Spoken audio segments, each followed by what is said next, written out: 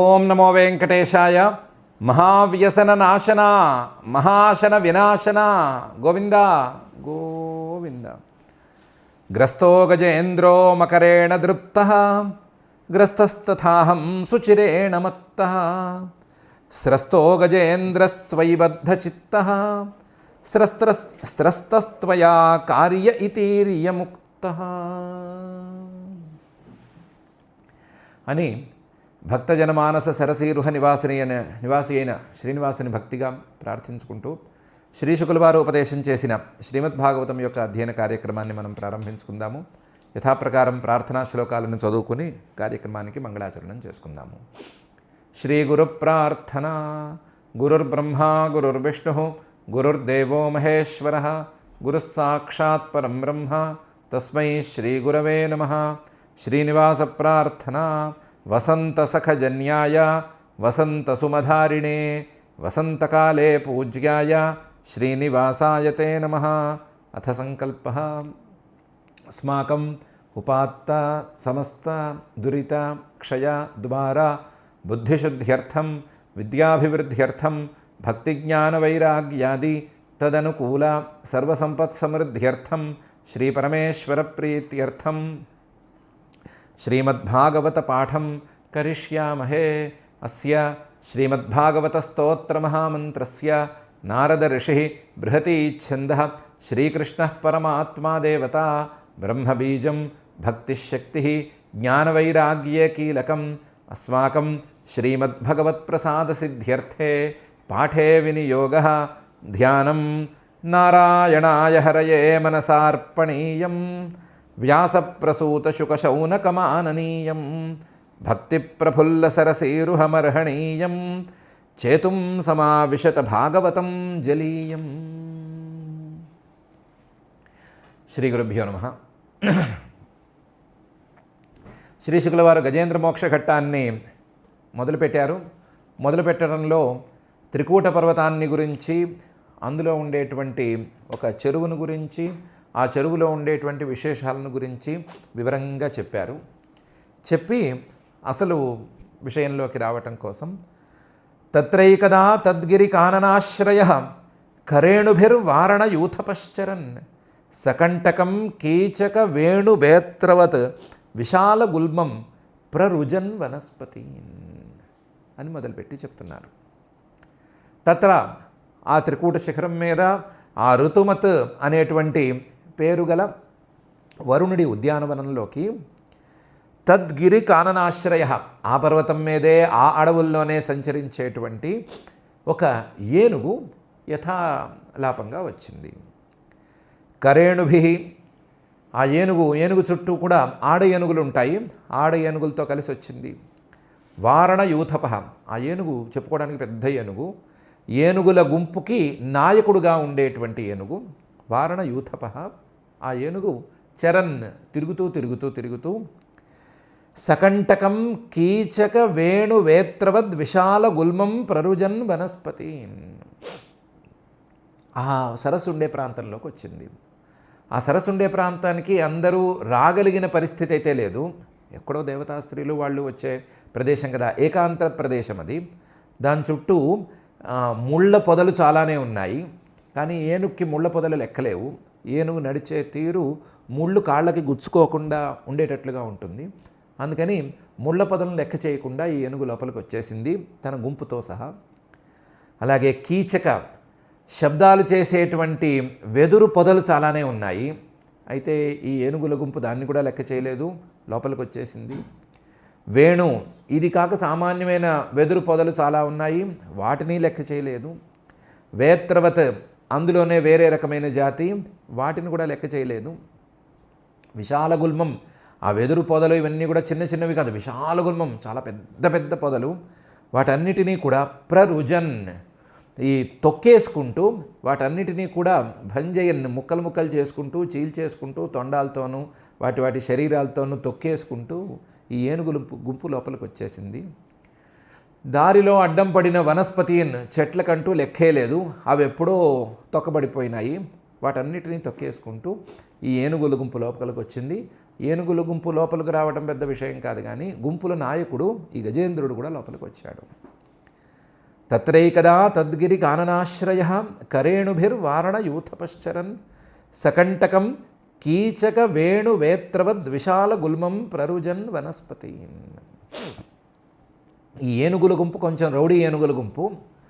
ఆ ఏనుగుల గుంపు నాయకుడు చాలా బలవంతుడు.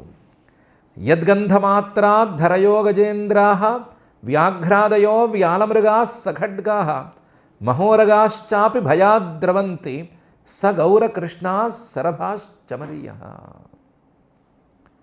యద్గంధమాత్రాత్, ఆ ఏనుగు మంచి మదించిన ఏనుగులకి రసం పైనుంచి కుంభస్థలం నుంచి కారుతుందంటారు, అట్టలు కట్టలు కట్టి కారుతుందంటారు. దాని తాలూకు మదరసం చుట్టూ కూడా పాకుతుందంటారు.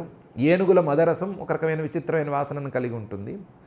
ఆ గంధమాత్రాత్, ఈ ఏనుగు తాలూకు ఈ మదరసం తాలూకు గంధం ముక్కుపుటాలకి సోకితే తన్మాత్రాత్ హరయ, అక్కడ సింహాలు బెంబేలెత్తిపోయి పారిపోతాయి. గజేంద్రాహ, ఈ ఏనుగుల గుంపుకి ప్రత్యేకంగా రౌడీ గుంపు అని పేరు ఉంది కదా, గుంపుల నాయకుడు కూడా బలవంతుడు కదా. మిగతా ఏనుగుల గుంపులు కూడా ఈ వాసన చూసి అమ్మో ఈ రౌడీ గుంపు వచ్చేస్తోంది, ఈ బ్యాచ్తో మనకొద్దు అని అవి కూడా పారిపోతాయి. గజేంద్రాహ. ఇంకా వ్యాఘ్రాదయ, పులులు మొదలైనవైతే ఈ వేటాడటం అనే మాట పక్కన పెట్టేసి పారిపోతాయి. వ్యాల మృగాహ, సర్పాకారంలో ఉండేటువంటి మృగాలు. సఖడ్గా, గండకం అనే పేరుతో ఉండే అక్కడ మాత్రమే ఉండేటువంటి కొన్ని మృగాలు, మనకు తెలియని మృగాలు, ఇవన్నీ కూడా భయపడి పారిపోతాయి. మహోరగాశ్చాపి, పెద్ద పెద్ద పాములు కొండ చెలువులు కూడా ఈ ఏనుగుకి భయపడి పారిపోతాయి. సహజంగా ఏనుగు పాముకు భయపడుతుందంటారు, అలాంటిది ఈ ఏనుగుకి పాములు చాలా భయపడతాయి. అది కూడా భయాత్ ద్రవంతి, భయంతో పారిపోతాయి.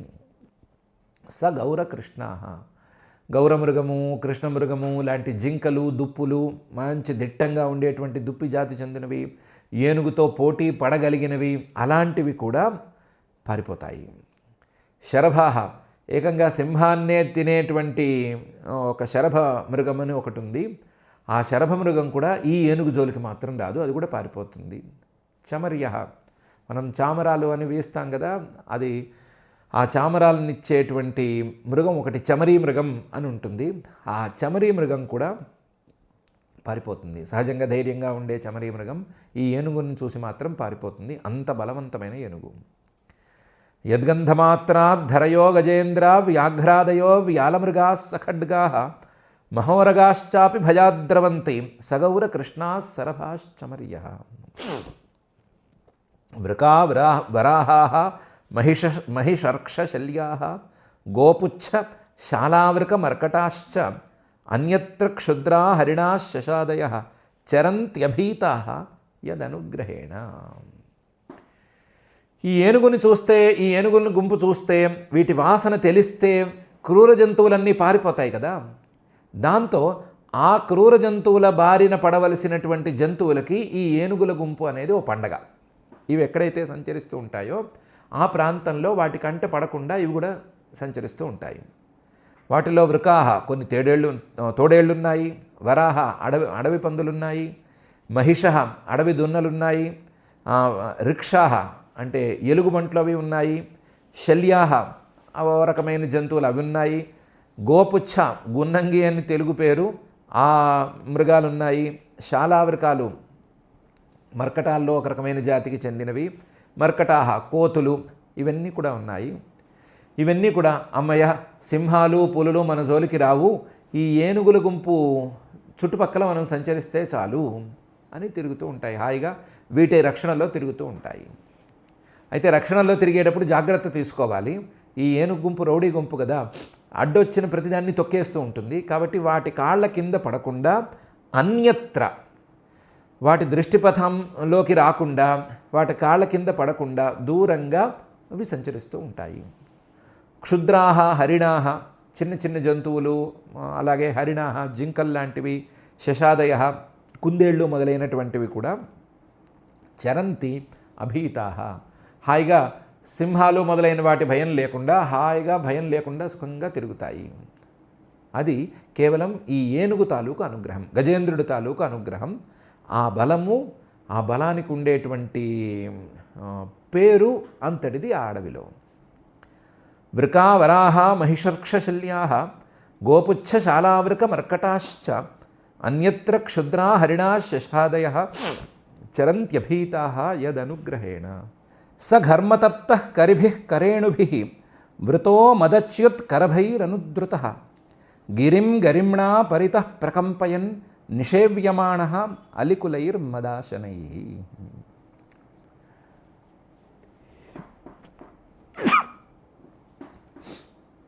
ఈ పర్వతం దగ్గరకు వచ్చేసరికి, ఈ పర్వతంలో ఈ సరస్సు దగ్గరకు వచ్చేసరికి ఉద్యానవనంలో సహా ఘర్మతప్త, ఎండకి తాళలేకపోయి ఉన్నాడు ఈ గజేంద్రుడు. సామాన్యంగా ఏనుగులకి ఎండ బాధ ఎక్కువ ఉంటారు. ఎండ బాధ తట్టుకోలేకపోయాడు. కరిభిః కరేణుభిః వృతః, గుంపులో ఉండేటువంటి ఆడ ఏనుగులు, గుంపులో ఉండేటువంటి మిగతా ఏనుగులు, అలాగే చిన్న పిల్ల ఏనుగులు, కరేణు ఇవి మిగతా ఏనుగులు, పిల్ల ఏనుగులు, ఆడ ఏనుగులు ఇవన్నీ కూడా ఎండ బాధకి తాళలేకుండా ఉన్నాయి.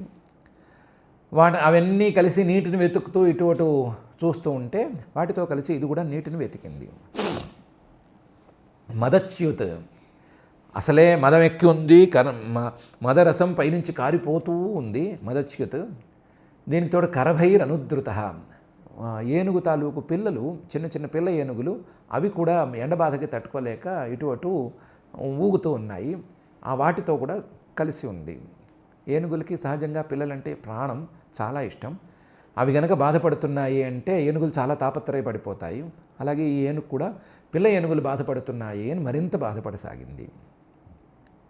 గిరిం గరిమ్ణా పరితః ప్రకంపయన్, దాంతో నీరెక్కడుంది నీరెక్కడుంది అని ఏనుగు, ఈ చుట్టూ ఏనుగులు ఇవన్నీ కూడా గిరిమ్ణా పరితః ప్రకంపయన్, వాటి బలంతో వాటి బరువుతో ఆ పర్వతాన్ని కదిలిస్తూ పరితః ప్రకంపయన్ నిషేవ్యమాణః అలికులైర్మదాశనైః, పర్వతాలని ఇటు అటు కదిలించేసేస్తూ అక్కడ నీటి కోసం వెతుకుతూ వచ్చింది. నీటి కోసం వెతుకుతూ ఉన్నప్పుడు కదిలిపోయింది కదా, ఒళ్ళంతా కదిలిపోయింది కదా, కదిలిపోవటంతో పైనుంచి మదరసం ఎక్కువగా కారిపోయింది. ఫ్రెష్గా కారిన ఆ మదరసాన్ని తాగటానికి తొమ్మిదలు ఎక్కడెక్కడి నుంచో వచ్చి వాలినాయి. అంతా గందరగోళంగా ఉంది. ఆ గందరగోళపు పరిస్థితుల్లో నీటి కోసం ఇవన్నీ వెతుకుతున్నాయి. స కర్మతప్త కరిభిః కరేణుభిర్వృతో మదచ్యుత్ కరభైరనుద్రుతః గిరిం గరిమ్ణా పరితః ప్రకంపయన్ నిషేవ్యమానో మదాశనైః. ఈ ఏనుగుల గుంపుకి కనిపించింది ఈ సరస్సు. ఋతుమత అనే ఉద్యానవనంలో ఉండేటువంటి వరుణుడు ప్రేమగా పెంచుకున్న సరస్సు కనిపించింది. సరోనిలం పంకజ రేణురూషితం జిఘ్రన్ విదూరాన్ మదవిహ్వలేక్షణః వృతస్వయూథేన తృషార్జితేన తత్సరోవరాభ్యాసమథాగమద్రుతం. ఎలా కనిపించింది అంటే ముందు వాసన తెలిసింది. సరహ అనిలం, సరోనిలం, ఆ చెరువు మీదుగా గాలి వీచింది. ఆ గాలి ఈ ఏనుగుల గుంపుకు తెలిసింది. ఎలాంటి గాలి? పంకజ రేణు రూషితం, ఒట్టి తడిగాలి కాదు. ఆ తడిగాలిలో పద్మాల తాలూకు పుప్పడి కూడా కలిసి ఉంది. చల్లటి గాలి, అందులోనూ తామరపూల తాలూకు వాసనను తెచ్చుకున్నటువంటి గాలి వీటి ముక్కుపుటాలకు సోకింది. దాంతో జిఘ్రన్, ఒకసారి వాసన పీల్చేసి విదూరాత్, దూరంగానే ఉంది, ఇక్కడ చెరువు ఉంది, ఆ చెరువులో తామరపూలు ఉన్నాయి, తామరపువ్వు పట్టచ్చు, పైకెత్తచ్చు అని అనుకుని పరిగెత్తుకొచ్చేసింది. మద విహ్వలయక్షణ, ఒకసారి నీరు కనిపించింది అనగానే ఇంకా మదరసం ఎక్కువ కారిపోయింది, ఆ మత్తు ఎక్కిపోయింది. ఇంకేం భయం లేదు నాకు, ఈ వేడి నన్నేం చేయలేదు అని మళ్ళీ అహంకారం పెరిగింది. దాంతో కళ్ళు ఇటు అటు ఊగిపోతూ ఉంటే మద విహ్వలయక్షణ, ఈ ఏనుగు వృతస్వయూథేన, తన గుంపంతా కూడా ఆ విషయాన్ని కనిపెట్టి తనతో పాటు వస్తే, తృషార్జితేన, ఈ గుంపులో ఉన్న ప్రతి ఏనుగు దాహంతో అలమటిస్తూ ఉండగా, తత్సరోవరాభ్యాసం, ఆ చెరువు దగ్గరికి అథ అగమత్ ద్రుతం, వేగంగా వచ్చి చేరినాయి. మిగతావన్నీ వచ్చి చేరినాయి అనేది విషయం కాదు, మనకి గజేంద్రుడు కథానాయకుడు ఈ సరోవరం దగ్గరికి వచ్చాడు. సరోనిలం పంకజరేణురూషితం జిఘ్రన్ విదూరాన్ మదవిహ్వలేక్షణ వృతస్వయూథేన త్రిషార్జితేన తత్సరోవరాభ్యాసమథాగమద్రుతం విగాహ్య తస్మిన్ అమృతాంబు నిర్మలం హేమార విందోత్పల రేణురూషితం పపౌ నికామం నిజ పుష్కరోద్ధృతం ఆత్మానమద్భిస్నపయన్ గతక్లమః. దూరం నుంచి వాసన వచ్చింది, వాసన వస్తే దగ్గరకు వచ్చింది, దగ్గరకు వచ్చేసరికి నీరు కనిపించింది. కనిపించంగానే విగాహ్య ఒకసారి చూసింది. చూస్తే తస్మిన్ అమృతాంబు, అమృతం లాంటి నీళ్లు ఉన్నాయి అని చూసింది. దాంతో దిగకుండానే ముందు నిర్మలం, ఆ నిర్మలమైన నీటిని తన తొండాలతో పట్టి తాగింది. కొంత తాగిన తర్వాత విగాహ్య ఆ చెరువులోకి దిగింది. దిగి హేమార విందోత్పల రేణురూషితం, ఆ చెరువులో తామర పూలు, బంగారు వర్ణంలో ఉండే తామర పూలు కొట్టొచ్చినట్టు కనిపిస్తాయి అన్నాం కదా. అలాగే ఉత్పల రకరకాల కలువ పూలు అవన్నీ ఉన్నాయి కదా. ఆ కలువ పూలు, తామర పూలు, వీటి తాలూకు పుప్పొడి ఆ నీళ్ళలో కలిసి ఇటు అటు కలిసిపోయి ఉన్నాయన్నాం కదా. అలా అందమైన వాసన వస్తూ, మంచి వాసన వస్తూ నిర్మలంగా ఉండేటువంటి ఆ నీళ్ళని ఇవి లోపలికి దిగి చక్కగా తాగాయి. ఈ గజేంద్రుడు తాగాడు. పపౌ నికామం, కడుపు నిండా తాగాడు. కడుపు నిండేంత వరకు తాగాడు. నిజ పుష్కరోద్ధృతం, అందులోనూ ఏనుగులకి ఆ తొండంలో నీళ్లు పీల్చుకుని నోట్లో పోసుకోవటం చాలా చాలా ఇష్టం. పైపుతో మనం నోట్లో నీళ్లు పడితే నోట్లోకి నీళ్లు వెళతాయి, కానీ వాటికి అంత ఇష్టం ఉండదు. తొండంతో నీళ్లు పీల్చుకోవాలి, ఆ తొండాన్ని నోట్లో పెట్టుకోవాలి, అప్పుడే వాటికి ఇష్టంగా ఉంటుంది. అలా నిజ పుష్కరోద్ధృతం, తమ తొండాన్నే లోపలికి నీళ్ళలో పెట్టి పీల్చి లోపలికి నీళ్లు తాగినాయి. తర్వాత నీళ్లు తాగిన తర్వాత ఆత్మానం అద్భిః స్నపయన్, ఆ తొండంతోనే నీళ్లు తీసుకుని తన మీద చల్లుకుని స్నపయన్, స్నానం చేసి గతక్లమః, ఎండ బాధ నుంచి ఉపశమనాన్ని పొందింది. అడవి ఏనుగుల గుంపు నాయకుడైనటువంటి గజేంద్రుడు స్నానం చేసి నీళ్లు తాగి ఎండ బాధ నుంచి తేరుకున్నాడు. విగాహ్య తస్మిన్నమృతాంబు నిర్మలం హేమారవిందోత్పలరేణురూషితం పపౌ నికామం నిజ పుష్కరోద్ధృతం ఆత్మానమద్భిస్నపయన్ గతక్లమః. సపుష్కరేణోద్ధృతశేఖరాంబుభిః నిపాయయన్ సంస్నపయన్ యథాగృహీ ఘృణీ కరేణోః కరభాంశ్చ దుర్మదః నాచష్టకృచ్ఛ్రం కృపణో జమాయయా. ఒకసారి కడుపు నిండా నీళ్లు తాగిన తర్వాత, ఒకసారి స్నానం చేసి ఎండబాధంతా పోయింది అని అనుకున్న తర్వాత చుట్టుపక్కల వాళ్ళు గుర్తొచ్చారు. దాంతో సహా ఆ గజేంద్రుడు ఏం చేశాడు, పుష్కరేణోద్ధృత శేఖరాంబుభిః, తొండంతో నీళ్లు తీసి, తొండంతో ఆ చెరువులో ఉండేటువంటి చల్లటి నీళ్ళని తీసి తన తోటి ఏనుగులకు కూడా తాగించాడు. తోటి ఏనుగులు అంటే మిగతా ఏనుగులు ఉన్నాయి, అందులో తన ఫ్యామిలీ మెంబర్స్ కొంతమంది ఉన్నారు, వాళ్ళకి తాగించాడు. ఎవరు? కరేణు, తన ఆడ ఏనుగులు, భార్యల్లాంటి ఆడ ఏనుగులు, అలాగే కరభాంశ్చ, తన పిల్లలు, ఆ ఆడ ఏనుగులకి పుట్టినటువంటి తన పిల్లలు, వీటికి ఈ నీటిని చక్కగా తాగించాడు. సంస్నపయన్, తన తొండంతో నీళ్లు తీసి వాళ్ళ మీద కూడా చల్లాడు పాపం. యథాగృహి, గృహస్థుల పనులు చేయరా, పిల్లలకి నీళ్లు పోసుకోరా, పిల్లలకి దాహంగా ఉంది అంటే నీళ్ళు ఇవ్వరా, అలాగే ఈయన కూడా గృహస్థుడు కదా, ఏనుగుల్లో గృహస్థుడు కాబట్టి యథాగృహి. ఘృణి, చాలా దయ ఉన్నవాడు, తన కడుపు నిండిన తర్వాత పక్క వాళ్ళకు కూడా పెట్టాలి అనుకునేటువంటి మంచి దయ ఉన్నవాడు ఘృణి. కరేణు కరభాంశ్చ, తన ఆడ ఏనుగులకి తన పిల్ల ఏనుగులకి కూడా ఈ నీళ్లు పట్టి స్నానం చేయించడం అనే కార్యక్రమాన్ని పెట్టుకున్నాడు. దుర్మద, దాంతో విర్రవీగాడు. ఏంటి, నీరు దొరికింది, నా కడుపు నిండింది, నేను నీళ్లు పోస్తే ఇవన్నీ కూడా నీళ్లు పోసుకుంటున్నాయి, నేను నీళ్లు పడితే ఇవన్నీ నీళ్లు తాగుతున్నాయి అని అహంకారం పెరిగింది. అహంకారం పెరిగి చుట్టుపక్కల చూసుకోవడం మర్చిపోయాడు. తను దిగింది చెరువులో కదా, చెరువులో సహజంగానే మొసళ్ళు ఉండే అవకాశం ఉంది కదా, ఈ చెరువులో మొసలి ఉంటే మనం జాగ్రత్తగా ఉండాలి కదా, కాలు వెనక్కి పెట్టేటట్లుగా ఉండాలి కదా, పారిపోయేందుకు సిద్ధంగా, పలాయనం చిత్తగించడానికి సిద్ధంగా ఉండాలి కదా అనే మాట పట్టించుకోలేదు. దుర్మద నాచష్టకృచ్ఛ్రం,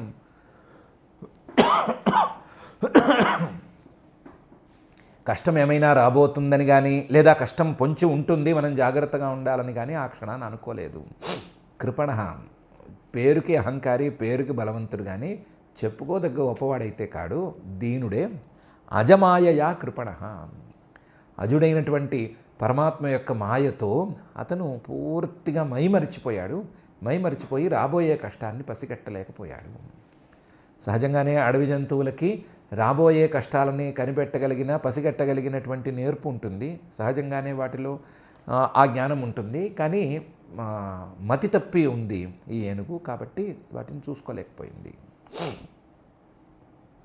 సపుష్కరేణోద్ధృత శీకరాంబుభి నిపాయయన్ సంస్నపయన్ యథాగృహి ఘృణీకరేణు కరభాంశ్చ దుర్మదో నాచష్టకృచ్ఛ్రం కృపణో జమాయయా సతత్ర తంతత్ర కశ్చిన్ నృపదైవ చోదితో గ్రాహో బలీయాంశ్చరణే రుషాగ్రహీత్ యదృచ్ఛయైవం వ్యసనంగతో గజో యథాబలం సోతిబలో విచక్రమే.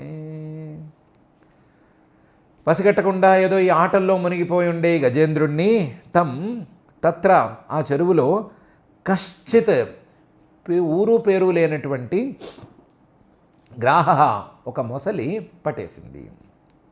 నృప, ఓ పరీక్షిత్తు, దైవచోదిత, కారణమేం లేదు. ఆ మొసలికి ఈ ఏనుగు మీద ప్రత్యేకించి కక్షేమీ లేదు. మొసలి ఏనుగుని తినగలిగింది లేదు. మొసలు ఎప్పుడూ చిన్న చిన్న జంతువుల్ని పట్టుకోవాలి. జింకల్ లాంటి వాటిని మ్యాక్సిమం పట్టుకుంటే పట్టుకోవాలి.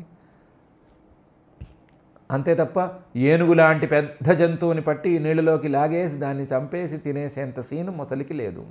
కానీ దైవచోదిత, ఆ క్షణాన ఆ మొసలికి అలా అనిపించింది, ఏనుగును కూడా పట్టేద్దామని అనిపించింది. పట్టేసి గ్రాహో బలీయాన్, చాలా బలం కలిగినటువంటి ఆ మొసలి చరణే రుషాగ్రహీత్, చాలా బలంగా చాలా కోపంగా ఈ ఏనుగు తాలూకు పాదాన్ని కాల్ని దాన్ని పట్టేసుకుంది. రుషాగ్రహీత్ ఎలా పట్టుకుంది? ఎదరిచ్ఛయ, ఇన్ని ఏనుగులుండగా ఈ గజేంద్రుణ్ణే ఎందుకు పట్టుకుంది అంటే కారణం చెప్పలేము. ఎదరిచ్ఛయ లేదా దైవచోదిత పట్టుకుంది. ఎదరిచ్ఛయ ఏవం వ్యసనంగత, అంతవరకు చాలా ఉల్లాసంగా ఉండే వాతావరణం కాస్త ఒక్క క్షణంలో వేడెక్కిపోయింది. ఎదరిచ్ఛయైవం వ్యసనంగత, ఆ ఏనుగుల గుంపు తాలూకు నాయకుడు మొసలి కోరలకి చిక్కిపోయాడు. దాంతో గజ, ఈ ఏనుగు తలడిల్లిపోయింది. తలడిల్లిపోయినా సరే అతిబల, చాలా బలమైంది కాబట్టి యథాబలం, తన బలానికి తగ్గకుండా ఎంత బలం ఉంటే అంతవరకు విచక్రమే, దాని నుంచి విడిపించుకోవాలి అని ప్రయత్నం చేసింది. తంతత్ర కశ్చిన్ నృపదైవచోదితో గ్రాహో బలీయాంశ్చరణే రుషాగ్రహీత్ యదృచ్ఛయైవం వ్యసనంగతో గజో యథాబలం సోతిబలో విచక్రమే. తథాతురం యూథపతిం కరేణవ వికృష్యమాణం తరసా బలీయసా విచుక్రుషుర్దీనధియో పరే గజాః పార్ష్ణిగ్రహాస్తారయితుం న చాశకం. తథా ఆతురం, ఇది ఎవరికీ రాకూడని కష్టం ఈ ఏనుక్కొచ్చేసింది. ఎలాంటి ఏనుక్కొచ్చింది? యూథపతిం, గుంపుకి నాయకుడైనటువంటి ఏనుక్కొచ్చింది. అలాంటి వాడిని చూడంగానే కరేణవః, ఆడ ఏనుగులన్నీ కూడా ఒక్క పట్టున ఏడ్చినాయి గట్టిగాను. వికృష్యమాణం తరసా బలీయస విచిక్రుషు, ఏనుగుల గుంపులో ఒక ఏనుగుకి ఏమైనా కష్టం వస్తే మిగతా ఏనుగులన్నీ సహాయం చేయగలిగితే చేస్తాయి, లేకపోతే కనీసం వాటి ఘీంకారాలతో పాపం సంఘీభావాన్ని తెలియజేస్తాయి. ఇక్కడ కూడా పాపం విచుక్రుషు, గట్టిగా ఏడ్చినాయి. ఏమిటి? వికృష్యమాణం తరసా బలీయస, లోపల ఒక మొసలి ఉంది. ఆ మొసలి ఇంత పెద్ద బలమైన ఏనుగుని చాలా వేగంగా బలంగా లోపలికి ఈడ్చేస్తోంది. ఈ సీన్ చూసి విచుక్రుషు, కేవలం గట్టిగా ఏడ్చినాయి. ఏమీ చేయగలిగిన పరిస్థితిలో ఆ ఏనుగులు లేవు, ఆడ ఏనుగులు లేవు. దీనధియ, అయ్యోయ్యో మన గుంపుల నాయకుడు, అందులో మన భర్త ఇలా ఈ మొసలి కూరలు చిక్కుకున్నాడే అని బాధపడ్డాయి. అపరే గజాహ పార్ష్ణిగ్రహాః, ఈ ఏనుగుల గుంపులో మగ ఏనుగులు చాలా ఉన్నాయి కదా, ఆ మగ ఏనుగులు కూడా ఏం చేయలేకపోయినాయి. తారయితుం న చాశకన్, ఏ ఏనుగు సహాయం చేయలేకపోయింది. ఏ ఏనుగు ఈ ఏనుగుని, ఈ గజేంద్రుణ్ణి కష్టం నుంచి గట్టెక్కించలేకపోయింది. తథాతురం యూథపతిం కరేణవో వికృష్యమాణం తరసా బలీయస విచుక్రుషుర్దీనధియో పరే గజాః పార్ష్ణిగ్రహాస్తారయితుం న చాశకన్. నియుధ్యతోరేవ మిభేంద్రనక్రయోః వికర్షతోరంతరతో బహిర్మిథః సమాస్సహస్రం యగవన్మహీపతే సప్రాణయోశ్చిత్రమమంసతామరాః. వియుధ్యతోరేవం, లోపల నుంచి మొసలి లాగుతోంది, బయట నుంచేమో ఏనుగు బయటికి రావాలని ప్రయత్నం చేస్తోంది. రెండు యుద్ధం చేస్తున్నాయి. ఒకదానిదేమో ఆహారపు ఆశ, లేకపోతే ఏదో కోపము, ఏదో ఒకటి. మరొక దానిదేమో ప్రాణాలని సంరక్షించుకోవాలి అనేటువంటి ప్రాణాల మీద తీపి. ఏవం యుధ్యతోహో ఇభేంద్ర నక్రయోహో, గజేంద్రుడు ఇటు మొసలి, ఈ రెండు ఇలా యుద్ధం చేసుకుంటూ ఉంటే, వికర్షతోహో ఒకరికొకరు లాక్కుంటూ పీక్కుంటూ ఉంటే, అంతరతో బహిర్మిథ, లోపల నుంచేమో మొసలి లాగుతూ ఉంటే, బయట నుంచేమో ఎలాగైనా సరే బయటపడాలి అని ఈ ఏనుగు లాగుతూ ఉంటే, అంతరత బహి మిథ, ఒకళ్ళకొకళ్ళు లాక్కుంటూ పీక్కుంటూ ఉంటే ఎంతకాలం గడిచింది అంటే సహస్రం యగవన్, 1000 ఏళ్ళు గడిచిపోయినాయి. 1000 ఏళ్ళు గడిచిపోయినాయా లేవా అని మనలో మనం మాట్లాడుకోవచ్చు, కానీ పాపం ఏనుగును అడగకూడదు. ప్రాణాల మీద తీపితో ప్రాణాలను రక్షించుకోవాలి అని ఆరాటపడేటువంటి ఆ ఏనుగు చేసేటువంటి ప్రతి ప్రయత్నము 1000 సంవత్సరాల తాలూకు ప్రయత్నం అవుతుంది. అలాంటి 1000 సంవత్సరాల తాలూకు ప్రయత్నంతో అది చేస్తోంది. 1000 సంవత్సరాలు గడిచిపోయినాయి. మహీపతే, ఓ పరీక్షిత్తు, సప్రాణయోహో, 1000 సంవత్సరాలు అయినా సరే ఈ రెండిటికీ కూడా బలం అనేది మిగిలే ఉంది. సప్రాణయోహో, ఇది అక్కడికి స్నానానికి వచ్చినటువంటి దేవతలు వాళ్ళు చూశారు. చూసి చిత్రమవంసత అమరాహ, వాళ్ళే చాలా చిత్రంగా ఉంది, ఇలా ఎందుకు జరుగుతోంది, ఎవరో ఒకరు ఓడిపోవాలి కదా, ఏదో ఒక జంతువు దుర్బలంగా ఉండాలి లేదా చాలా అనుకోవాలి, ఏదో ఒకటి చెయ్యాలి కదా. అడవిలో జంతువులు ఎక్కువసేపు లాక్కుంటూ పీక్కుంటూ కూర్చోవు కదా, ఇక్కడేంటి ఇలా ఉంది అని చాలా చిత్రం అనుకున్నారు. నియుధ్యతోరేవ విభేంద్రనక్రయోహో వికర్షతోరంతరతో మహిర్మిథ సమాసహస్రం యగమన్మహీపతే సప్రాణయోశ్చిత్రమవంసతామరాః.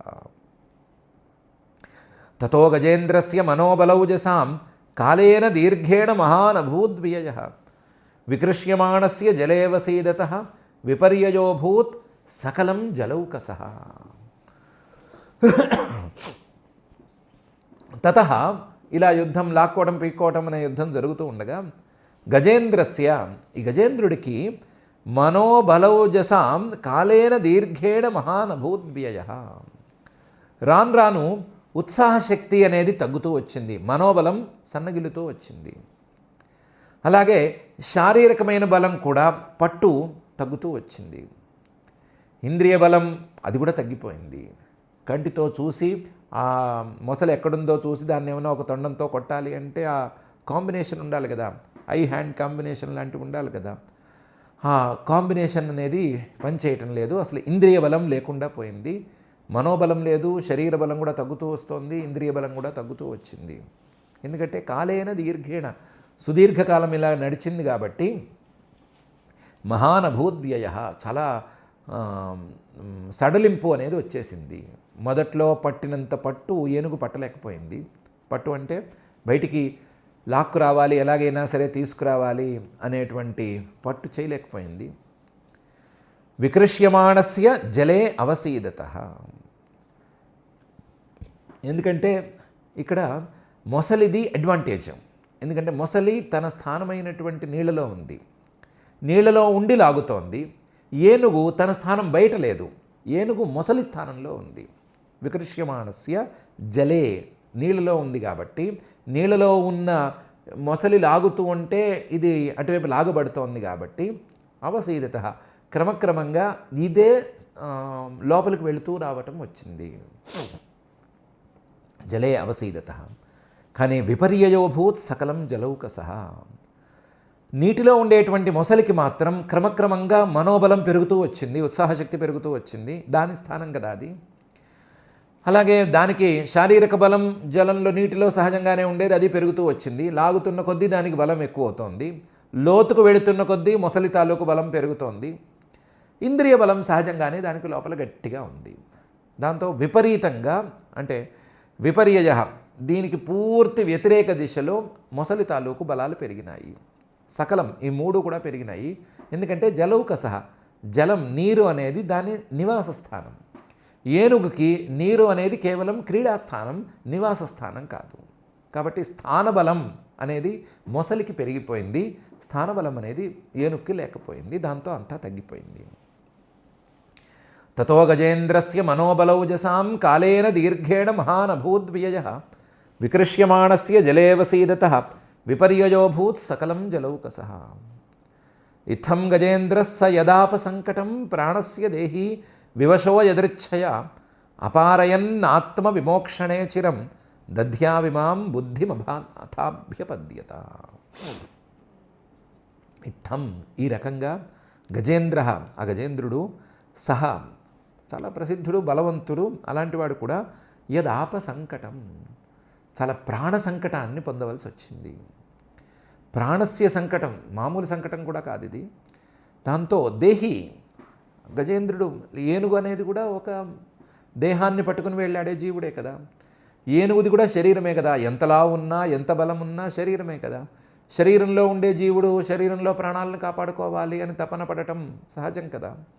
దాంతో వివశ, చాలా వివశుడైపోయాడు. ఏం చేయాలో తోచట్లేదు. పోనీ ఈ కష్టం ఏమన్నా చెప్పు వచ్చిందా? రాలేదు. ఎదురిచ్ఛయా సంకటం గత, ముందు అనుకున్నది కాదు, ఇలాంటిది ఏదో వస్తుంది అని ముందే సన్నద్ధత చేసుకోగలిగింది కాదు, అలాంటి ఆపత్తిది. దాంతో అపారయన్ ఆత్మ విమోక్షణే చిరం, ఎంతసేపు ప్రయత్నం చేసినా తనని తాను బయటపడేసుకోలేకపోతున్నాడు అనే విషయాన్ని కనిపెట్టి చాలా బాధపడ్డాడు.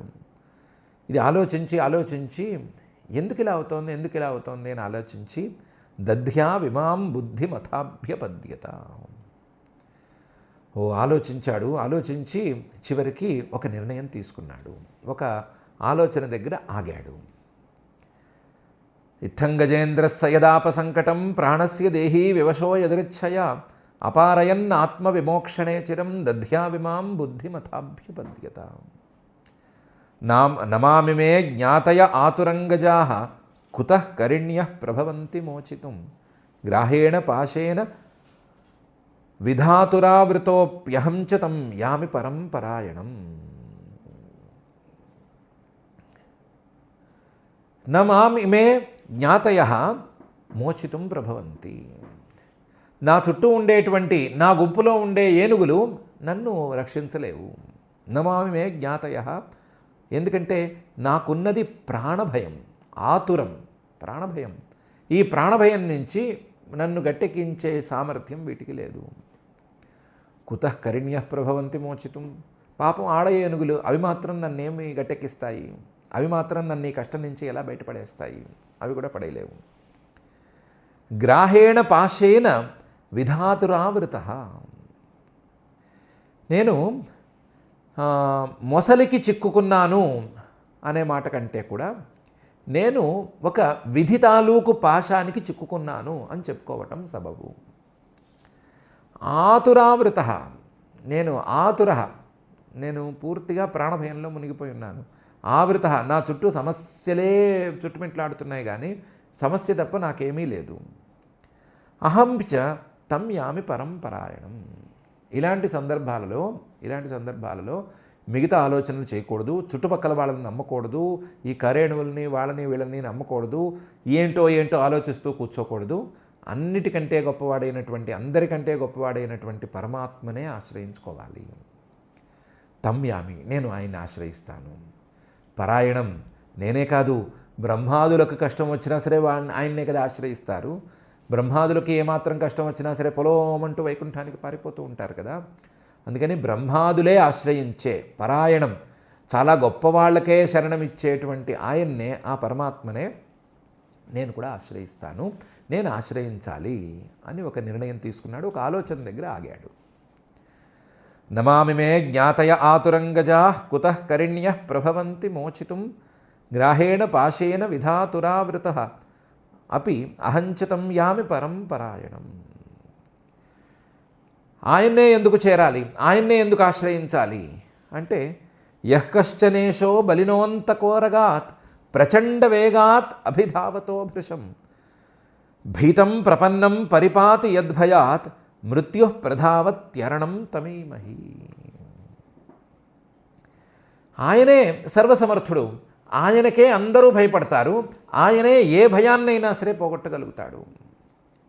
యః కశ్చన, మిగతా వాళ్ళెవరూ సరిపోరు.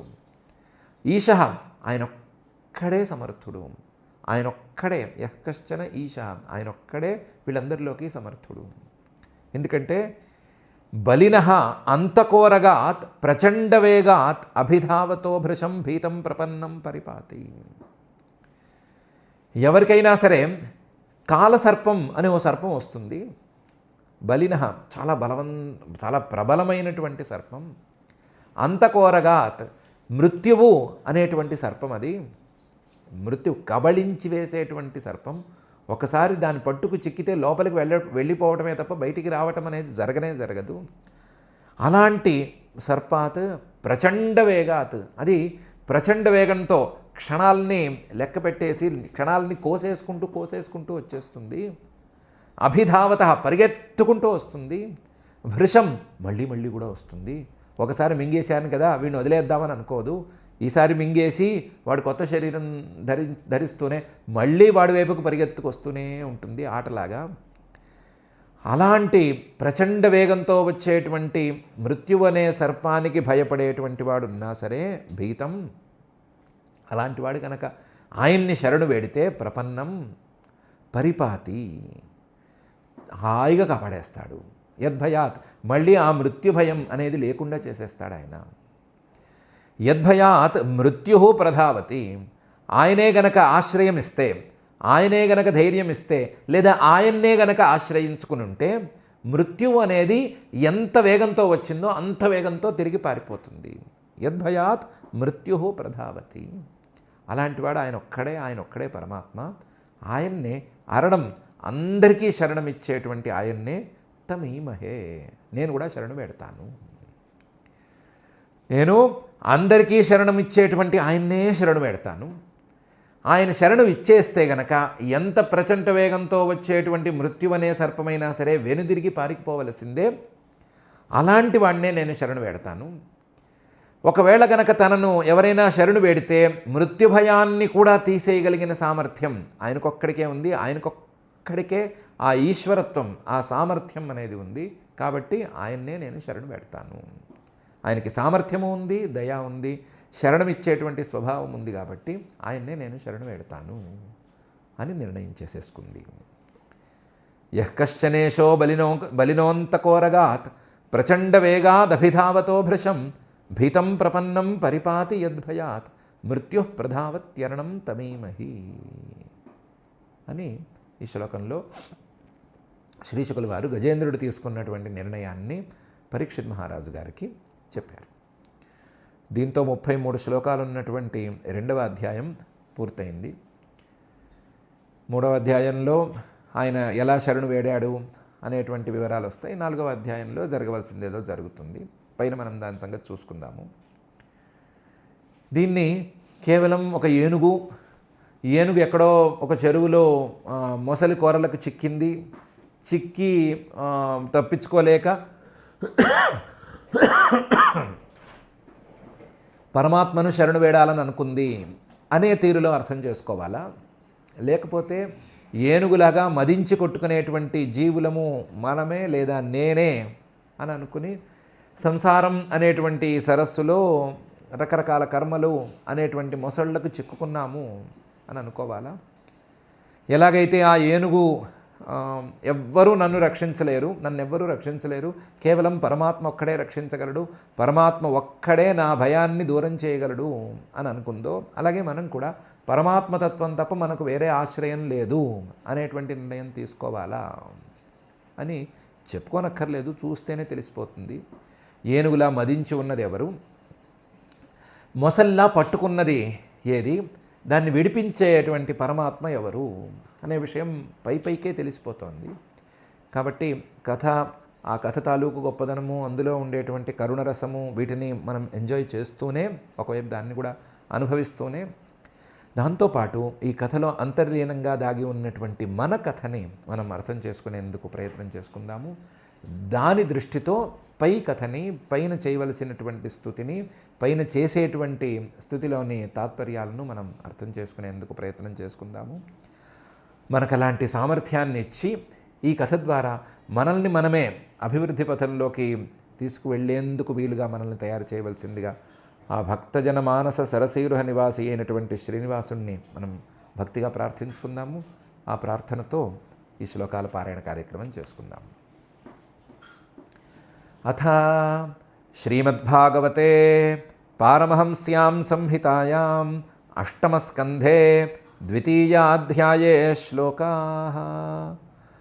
తత్రైకదా తద్గిరికాననాశ్రయః కరేణుభిర్వారణయూథపశ్చరన్ సకంటకం కీచకవేణువేత్రవత్ విశాలగుల్మం ప్రరుజన్ వనస్పతీన్ యద్గంధమాత్రాద్ధరయో గజేంద్రాః వ్యాఘ్రాదయో వ్యాలమృగాः సఖడ్గాः మహోరగాశ్చాపి భయాద్రవంతి సగౌరకృష్ణాः సరభాశ్చ మర్యః వృకావరాः మహిషర్క్షశల్యాः గోపుచ్ఛశాలావృకమర్కటాశ్చ అన్యత్ర క్షుద్రా హరిణాశ్చాదయః చరంత్యభీతా యదనుగ్రహేణ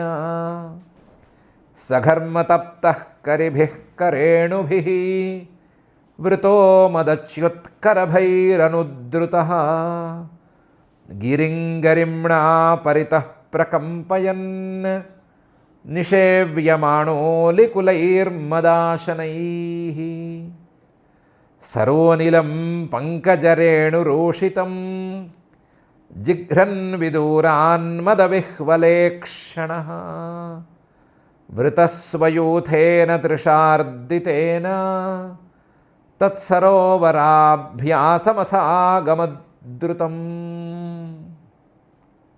విగాహ్య తస్మిన్నమృతాంబునిర్మలం హేమారవిందోత్పలరేణురూషితం పపౌనికామం నిజపుష్కరోద్ధృతం ఆత్మానమద్భిస్నపయన్ గతక్లమః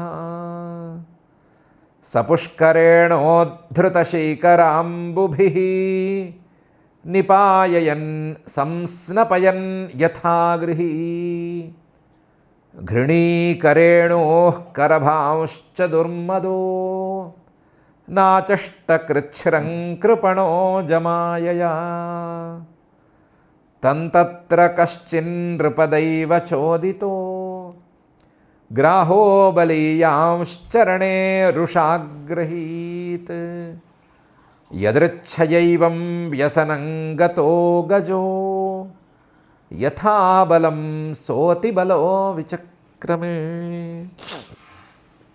తథాతురం యూథపతిం కరేణవః వికృష్యమాణం తరసా బలీయసా విచుక్రుషుర్దీనధియో పరే గజాః పార్ష్ణిగ్రహాస్తారయితుం న చాశకన్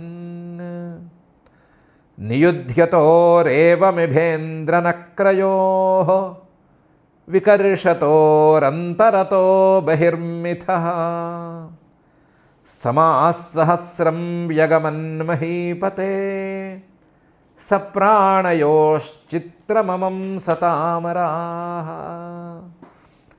తతో గజేంద్రస్య మనోబలౌజసాం కాలేన దీర్ఘేణ మహానభూద్వ్యయః వికృష్యమాణస్య జలే వసీదతో విపర్యయోభూత్ సకలం జలౌకసః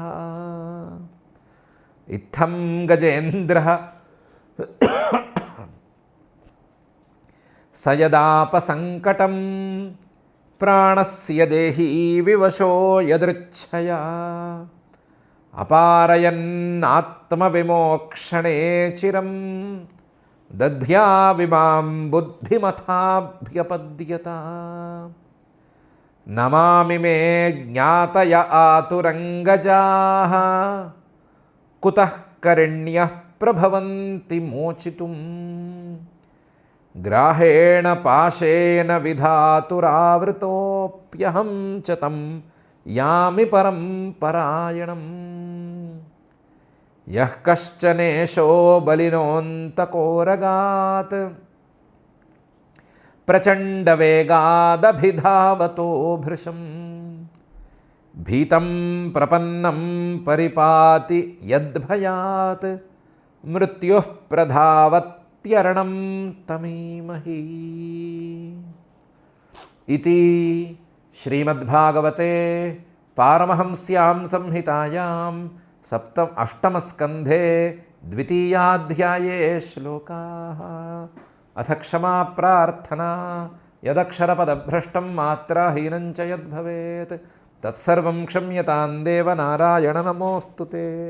అథ భగవత్సమర్పణం కాయేన వాచా మనసేంద్రియైర్వా బుద్ధ్యాత్మనా వా ప్రకృతే స్వభావాత్ కరోమి యద్యత్ సకలం పరస్మై నారాయణాయేతి సమర్పయామి. అథ లోకక్షేమ ప్రార్థనా సర్వే భవంతు సుఖినః సర్వే సంతు నిరామయాః సర్వే భద్రాణి పశ్యంతు మా కశ్చిద్ దుఃఖభాగ్ భవేత్. అథ మంగళం శ్రియః కాంతాయ కళ్యాణనిధయే నిధయేర్థినాం శ్రీవేంకటనివాసాయ శ్రీనివాసాయ మంగళం.